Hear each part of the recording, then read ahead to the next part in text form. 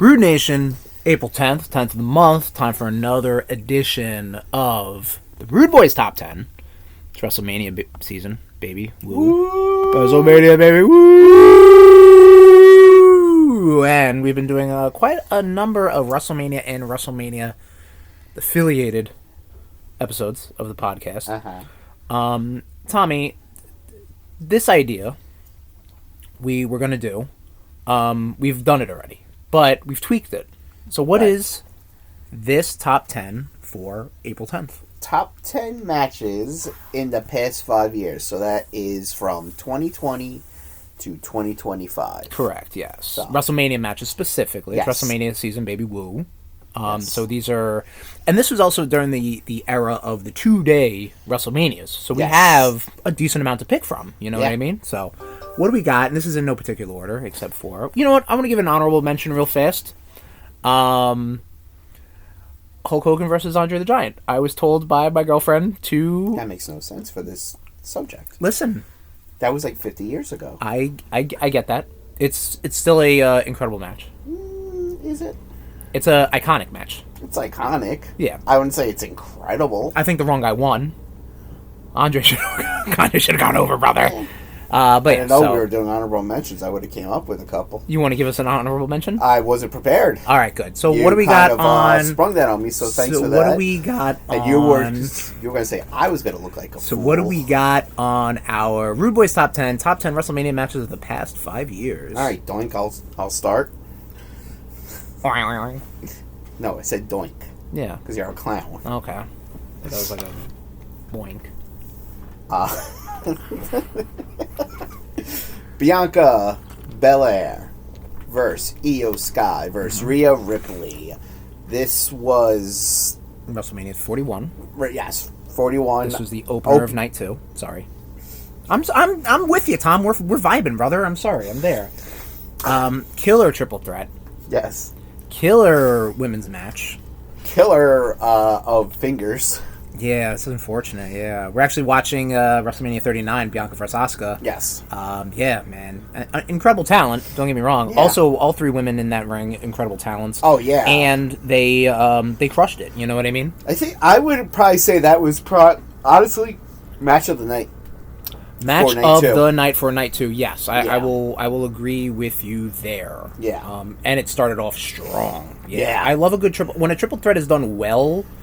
and everybody likes to go with the AJ Styles, Christopher Daniels, Samoa Joe triple threat from Unbreakable back in TNA, which is an incredible triple threat. Yeah. We're actually going to be talking about several triple threats.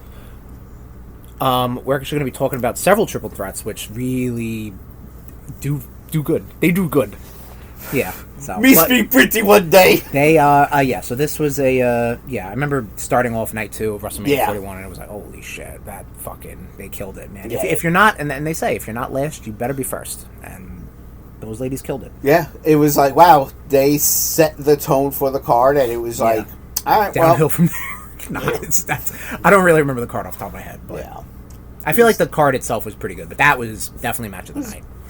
It was still dark times of the RudeBoyz. Cody versus Roman, WrestleMania 40. Yeah.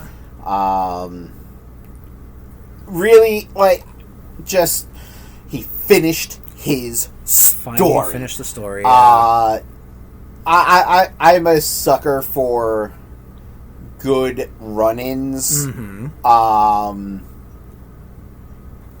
This had several good run-ins. Yeah, as long as it makes sense, right, for the run-ins, much like when Foley won the title, right, yeah, on Raw, all those run-ins made sense. Yeah, they were all building. They were also quid pro quo, like Solo, so Jimmy runs in, Jay runs in, Solo runs in, John Cena, who they were feuding with, runs in, The Rock runs in. Right. Had the glass shattered, Tom's balls would have emptied. But that didn't happen. But the gong, also pretty good. Yeah, pretty good. Pretty good. Because that's not what you're expecting at all, which is great. I like a good surprise. And then, that match, like you said, Cody finishing the story. Yeah. Very fun main event. Yes. Next up is Undertaker versus AJ Styles in a cinematic match. This was Boneyard night 2 of 2020. I believe so. I think it was the. It might have been night 1. Night 1. Night 1. Yeah. So I main evented night 1. Yeah. This was. I mean, this is, I guess, really officially Taker's last match. Yeah. Because I even said, like, I think part of the story was that, like, he did take a bump and, like, he couldn't get up. So it's like, dude, wrap it up now. Yeah. And I think a cinematic, you know, it's unfortunate that cinematic matches had to happen so late in Taker's career. Because, good lord, they would have had some fun with that, I hope. Oh, yeah. Yeah. If they did more cinematic matches, like earlier in Taker's career, holy shit. Yeah, and they were done well. Too, yeah. Because unfortunately, 2020, the year of the cinematic matches, and like some are really miss. Yeah. But that one was a good one, the Boneyard match. And AJ, of course, you know, and you get a little bit of hybrid Taker, American Badass. Yes. Sort of stuff, so yeah. It's very fun. Sami Zayn versus Knoxville. Yep. Johnny Knoxville. Yes. This was fun. Yes. This was what? I think this was 39. 38. I'm sorry, 38. So it was only one night? Correct. Yeah, we were still in one night. Oh no, I'm lying. I'm lying. I am a liar. No, it was 2 nights at that time. Yes, yeah. I'm sorry.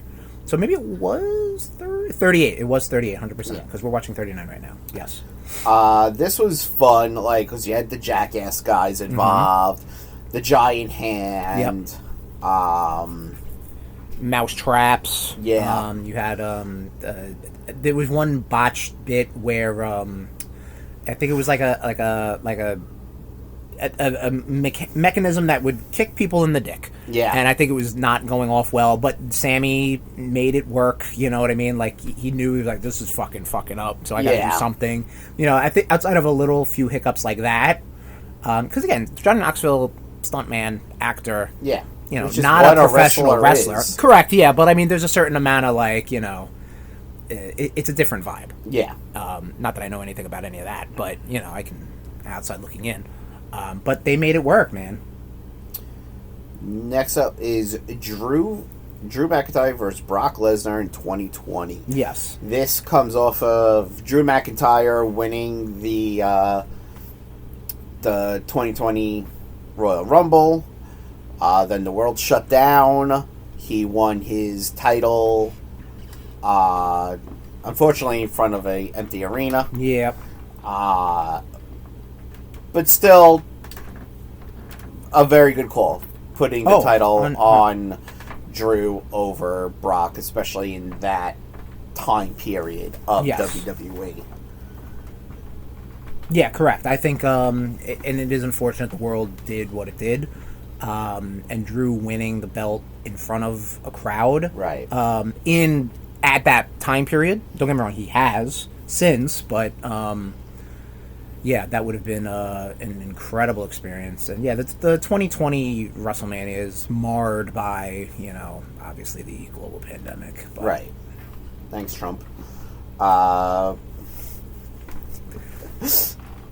Punk versus Roman versus Seth. Another triple threat. This was the main event of night 1 on WrestleMania 41, correct? Yes, last year. And, yeah, no, this was, I think we were watching WrestleMania, I think... The consensus between everybody who's watched it was that the main event of night 1 was better than the card, and the card of night 2 was better than the main event. Yes. Not to disparage anything from those matches, but I think that was kind of like the vibe.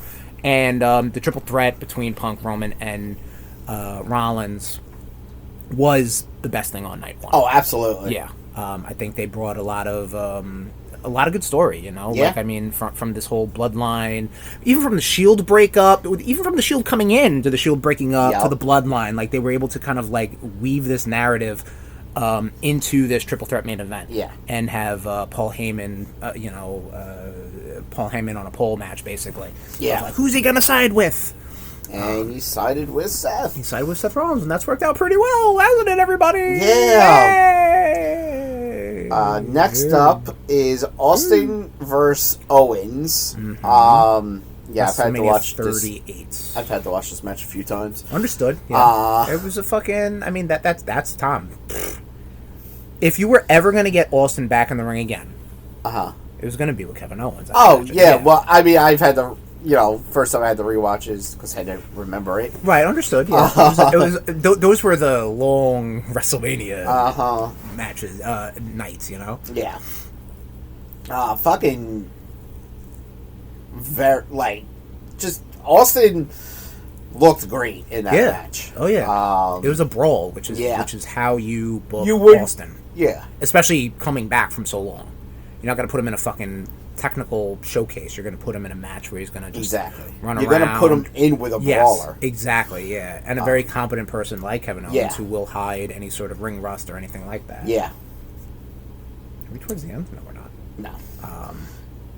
Next up is Cena versus The Fiend in, again, another cinematic match, which was, I think, the first cinematic match that I think that this was the first one on that card. Didn't they do like actually, that's a good question. New Day versus the Wyatts in a cinematic match? Yeah, but that's I mean, you're not wrong. I mean, don't get me wrong. They were doing cinematic matches. Matt Hardy was doing them for the fucking the Broken Hardy Compound universe or whatever. Yeah, so they were happening.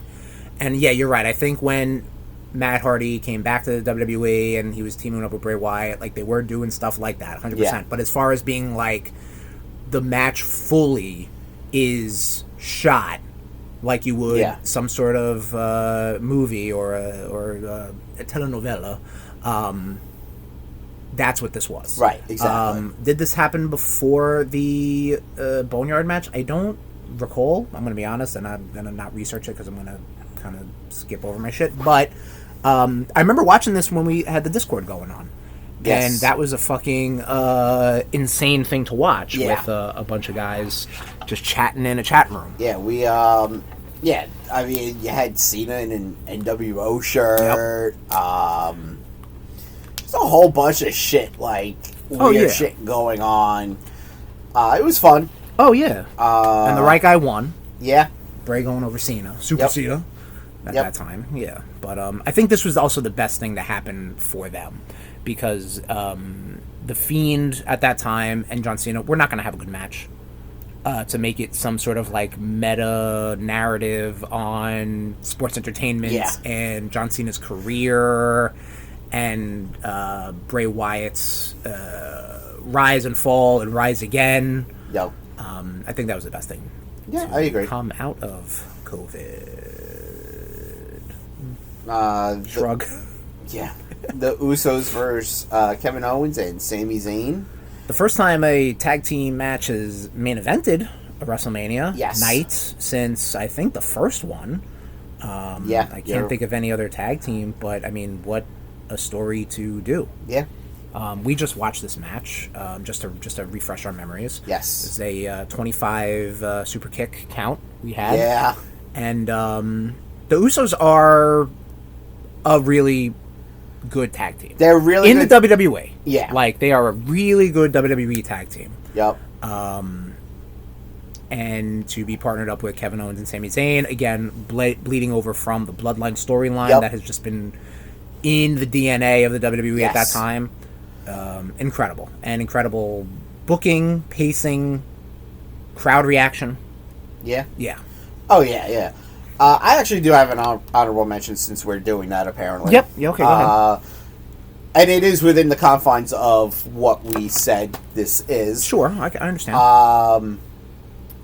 Last year's, it was on SmackDown, but it took place on WrestleMania weekend. Okay. The tag ladder match. The TLC match between, what, the Motor City Machine Guns, Street Profits, and DIY? Yeah. Okay, there you go. Was there four? No, there was. I think it was just the three of them because it was like a play on the Triple Threat TLC. Yeah. I was just like, why wasn't that on the card? Right. Like, understood. That should have been on the card. Don't get me wrong. They could have taken out. They could have taken other out shit. Yeah. No, I totally get that. That should have been on the card. 100%. Absolutely. 100%. Maybe because it wasn't on the card, gave them a little extra fire to go, and they get a little extra breathing room, you know. Yeah. Right, but also not a WrestleMania match, so it doesn't count. So, I guess we're both at fault. It took place during WrestleMania was not a WrestleMania match. We'll agree to disagree. You want to throw honorable mentions? I'm gonna fuck you up just as much. Okay. Were you that fucked up with that? Huh? Were you that fucked up with that? Wasn't within the confines of what we said. No, neither was yours. So. You pulled the trigger first. Okay, that's fine. All right, no problem. Andre versus Hogan. I do see at the fucking at that Buffalo Wild Wings, seeing that picture up there. That's just like, yes, I like that. Yeah. Andre versus Hogan stare down. We're gonna watch Shane fucking eat it in like a minute. Last but certainly not least is Gunther versus Drew McIntyre versus Sheamus for the IC title. Yes, WrestleMania 39. Another triple threat. The last one on the list, I could tell you that much. Yeah, no, this was a hard hitting match. And it was right now. Sorry, we're watching. I can't believe they kept this in here. Down Shane and ripping his fucking quad. Out. Hilarious. Yeah. So Gunther versus Drew versus Sheamus. I wanted to rewatch this one again because it was one of those matches where I might not have given it my undivided attention. Yeah. Because again, you know what you're going to get. That's a known quantity between those three big boys. And I think throwing Drew in was kind of like a like a moment because it was like. The feud was Sheamus versus Gunther. Yeah. Like, that was the feud. And then you had, Drew. What's Drew doing for WrestleMania? Like, let's put him into this match, and he fit in perfectly. Yeah. But it's just three big men slapping meat. That match killed the crowd. Oh, yeah. The crowd was insane. Like, they ate it up. Yeah. Yeah. And I was telling you, Tom, like, I know AEW does that when they have like a 14-15 match card. Yeah. You'll have your matches that are like technical showcases. You'll have your matches that are just men beating on each other. You'll have your matches where they're high flying, fucking quick, indie spots. Yes. Yeah. And you'll have your fucking garbage matches, but like that's cool. Like a match like that can stand on a WrestleMania. Yeah. And the crowd clearly eats it up. You know what I mean? Which absolutely. I think the case. And your boys ate up all these matches. I would say so, right? Yeah, man. This is our so top 10 matches, WrestleMania matches of the past 5 years. What are we looking forward to? Who knows? We're gonna let you know. Yeah, in the next ish weeks to come. Yes, thank you. But that's it for the RudeBoyz top 10. We'll see you next month. This has been a presentation of the RudeBoyz Podcast Network. Oops.